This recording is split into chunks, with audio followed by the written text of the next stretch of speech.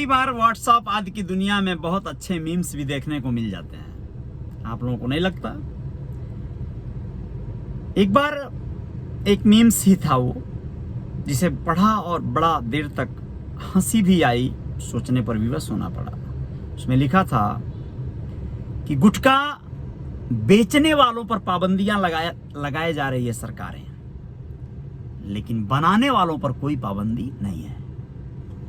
आप सोचिए कितनी बड़ी लॉजिक है, कितनी बड़ी बात है। बनाने पर कोई पाबंदी नहीं है। विदेश से कोई प्रोडक्ट, आपको चाइना का प्रोडक्ट या अन्य प्रोडक्ट यहां से एक्सपोर्ट इंपोर्ट की पद्धति में कोई प्रॉब्लम नहीं है। यहां उपभोग में भाषण दिए जाएंगे कि आप चाइना का प्रोडक्ट यूज मत करो, आप स्वदेशी अपनाओ, ये करो वो करो, जो भी। अब एक बात और कहना चाहूंगा, मुर्गा बेचने वालों पर पाबंदियां, मछली बेचने वालों पर पाबंदियां, मीट बेचने वालों पर पाबंदियां लगा दी जाएंगी, लेकिन खाने वालों पर कोई पाबंदी नहीं लगाई जाएगी। आप लोगों को बताना चाहेंगे, जितने लोगों को बहुत ज्यादा भक्ति और बहुत ज्यादा आध्यात्मिक बनाया जा रहा है, थोपा जा रहा है, ढोंग किया जा रहा है, सावन के इस पावन महीने में बहुत सारे लोग एक महीने के लिए बड़े अच्छे सत्य सवित्री पति पवित्री और तमाम वेजिटेरियन बन जाते हैं, लेकिन सावन के बीतते ही जिस तरह से वो टूटते हैं नॉनवेज के तरफ, आप बताइए, अगर वो नॉनवेज के तरफ नहीं टूटते तो क्या नॉनवेज बेचने वालों की फैक्ट्रियां या फिर उनका कारोबार चल पाता क्या? आप गो हत्या या इस तरह के तमाम तरह के जानवरों को ऊपर अगर रहम करना चाहते हैं तो सुधार दीजिए उन लोगों को जो लोग नॉनवेज खाने के शौकीन हैं। नॉनवेज खाने वालों को, बनाने वालों को पहले रोकना होगा, बुराई वहां से खत्म होगी।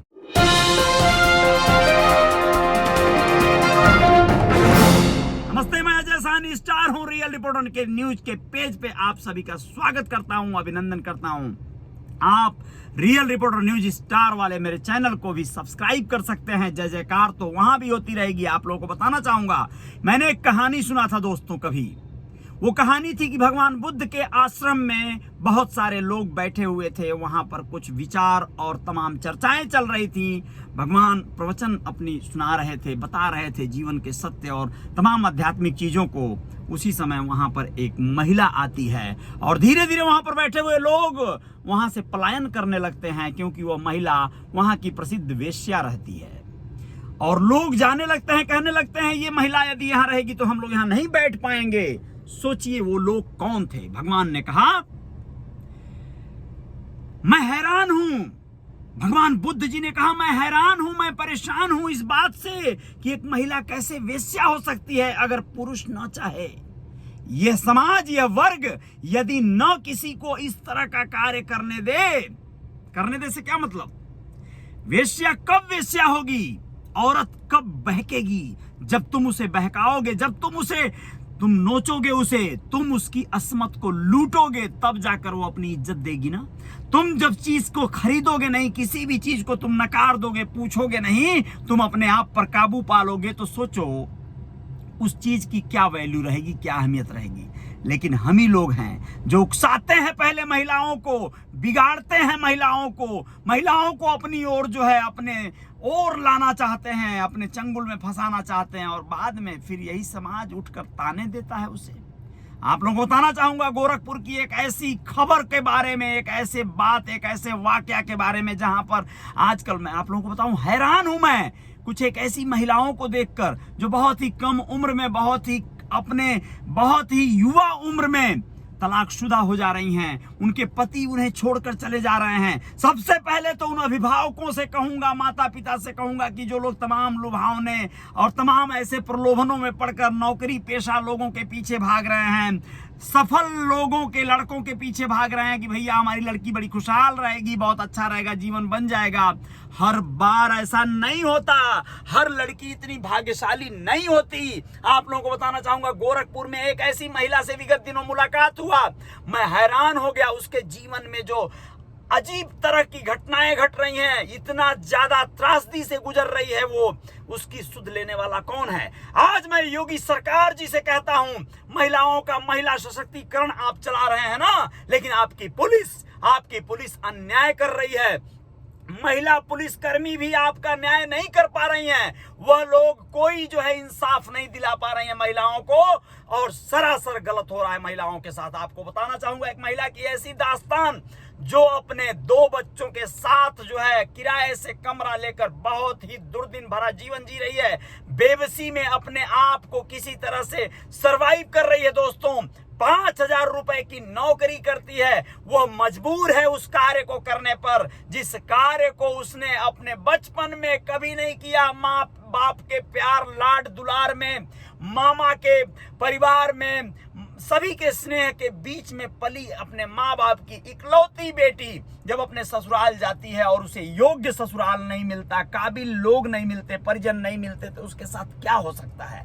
आप लोगों को बताना चाहूंगा कि वो महिला के ऊपर दोषारोपण करके उसका पति उसे छोड़ने के प्रकल्प पर है, वो उससे मुकदमा लड़ने के लिए मजबूर है। लेकिन मुकदमा में क्या हो रहा है, कोर्ट वहां पे आदेश जारी करता है कि जल्द से जल्द जो है मुलजिम को यानी इसके पति को हाजिर किया जाए कोर्ट में, जिससे कि मुआवजा का उसने अपील किया हुआ है और वो बरसों 4 वर्ष से कोई मुआवजा नहीं दिया है। मात्र 9,000 रुपए उसे खर्चा भत्ता देना है। दोस्तों 2 बच्चों के साथ रह रही है, एक बेटी एक बेटा के साथ, और एक बेटा बड़ा बेटा उसके साथ रहता है। लेकिन आप लोगों को बताना चाहूंगा कि यहाँ पर टोटल न्याय होना चाहिए था, लेकिन नहीं हो पा रहा है। पुलिस इस कोर्ट के फैसले को भी अस्तित्व में लाने में असफल है। गोरखपुर की पुलिस कह रही है कि देवरिया में आपने अपील किया था, देवरिया कोर्ट का आदेश है, देवरिया पुलिस को कहिए, क्योंकि जो प्रतिवादी है, जो वादी है, जो भी उसको कह लें आप, जो भी समझ लें, दोनों तरफ से चल रहा है मामला, वह आपका देवरिया में नौकरी करता है या गोरखपुर में रहता है, या गोरखपुर में नौकरी करता है देवरिया में रहता है, इससे भी जो भी स्थितियां हैं पुलिस टाल रही है, अपनी जिम्मेदारियों से भाग रही है। सोचिए कितना बड़ा दुर्भाग्य है। वह दर दर भटक रही है। वो महिला एसपी, डीएम, योगी के दरबार में गई, वहां पर कुछ पुलिस वाले उसे रोक लिए, उसके एप्लीकेशन को लेके बोले कोई जरूरत नहीं है बाबा से मिलने का, योगी जी से मिलने का, मुख्यमंत्री जी से मिलने का, क्योंकि वो जानते थे कि उनको फटकार लगेगी अगर ये योगी तक पहुंच गई तो योगी के पास पहुंचने से पहले ही उसे रोक दिया जाता है, रोक लिया जाता है और उसे आश्वासन देकर वापस भेज दिया जाता है। वो महिला सीधी सादी सिंपल सी, जो कभी अपने स्कूल से घर और घर से स्कूल और अपने मायके में रही हो, साधारण जीवन जी हो, बहुत ही ज्यादा, अरे मैं हैरान हूं भाई, मेरे ऐसे न जाने कितनी महिलाएं हैं जिनके जीवन में ये त्रासदी से गुजरना पड़ रहा है। उसके ससुराल के लोग उसी के ऊपर उल्टा इल्जाम लगाकर उसे छोड़ने की कवायद कर रहे हैं। उसका पति उसे धमकी भी देता था कि मैं तुम्हें बदचलन साबित कर दूंगा और उसके बाद तुम्हें मुआवजा नहीं दूंगा, तुम्हें मैं कहीं का नहीं छोड़ूंगा। जबकि वो महिला जब बताती है कि उसका पति किस तरह से स्वयं क्या कुकृत्य करता है, किस तरह से उसके तमाम दूसरे और महिलाओं के साथ अफेयर्स हैं, और वो उन्हीं को अस्तित्व में लाने के लिए सिर्फ जो है अपने बच्चों से मोह माया से ऊपर उठकर उबर कर उसे आज इस दिन को दिखा रहा है। तो सोचिए ऐसे तमाम मतलब ऐसे घृणित लोग हैं, नपुंसक लोग हैं, जो मर्द के नाम पर कलंक हैं। दोस्तों जो अपने बच्चों को कैसे छोड़ पाता है कोई, अपनी बीवी को अगर गुस्से में कोई अगर 24 घंटा बात न करे, न बोले, लेकिन छोटे छोटे प्यारे बेटी या बेटा को कैसे कोई परित्याग कर देगा यार। ये बहुत सोचने वाला विषय है, लेकिन ऐसा समाज में हो रहा है। खैर ये जय जयकार तो जारी रहेगी, ऐसे तमाम लोगों के पक्ष में ये आवाज उठाने के लिए ही इस दुनिया में आया गया है। लेकिन क्या सिर्फ उन लोगों के अंदर भी जो लोग चाहते हैं न्याय की लड़ाई लड़ना, उन लोगों को कितने वर्षों तक का इंतजार करना पड़ेगा? इस न्याय प्रक्रिया में, प्रणाली में कितना दोष है कि यह सही सटीक तरीके से अस्तित्व में लाने के लिए कोर्ट जो है बार बार सम्मन जारी कर रहा है, उसके खिलाफ गैर जमानती वारंट जारी कर रहा है कि उसको पकड़ के पुलिस तुरंत हाजिर करवाए। कुर्की का आदेश के बावजूद भी उसे हाजिर नहीं हो रहा है। उसका वकील उल्टा उसके तरफ से बोले जा रहा है, पुलिस पैसा लेकर जो है उसके पक्ष में बोले जा रही है। क्या है ये? अब कोई गरीब होकर यहां पर न्याय नहीं पाएगा, इंसाफ नहीं पाएगा, ये तो तय हो गया है। अगर आप पैसे वाले हैं, सरकार चाहे जो भी हो, चाहे जिसकी भी सत्ता हो, लेकिन पैसे के दम पर ये जो मुलाजिम बैठे हैं सरकार के, पुलिस की वर्दी पहनकर, वकीलों की वर्दी पहनकर, वह लोग आपको चैन से जीने नहीं देंगे। जय जयकार जारी रहेगी। रियल रिपोर्टर न्यूज के पेज पे पुनः एक बार आप सभी के साथ हाजिर होंगे, कुछ और खबरों के साथ, कुछ और बातों के साथ। जय हिंद, जय भारत। अपना ख्याल रखिएगा, लेकिन इंसाफ की लड़ाई रुकनी नहीं चाहिए मेरे भाई, मेरे दोस्तों। शेयर कीजिए इस वीडियो को हो सके तो, और जो भी लोग पीड़ित हैं, जो लोग भी परेशान हैं, वो लोग सामने नहीं आएंगे, अपनी बात स्वयं नहीं कहेंगे, तो उनकी बात अधूरी रह जाएगी। मैं कोशिश करूंगा जल्द से जल्द ऐसे तमाम लोगों को सामने लाने का कोशिश जारी रहेगी। बहुत बहुत शुक्रिया।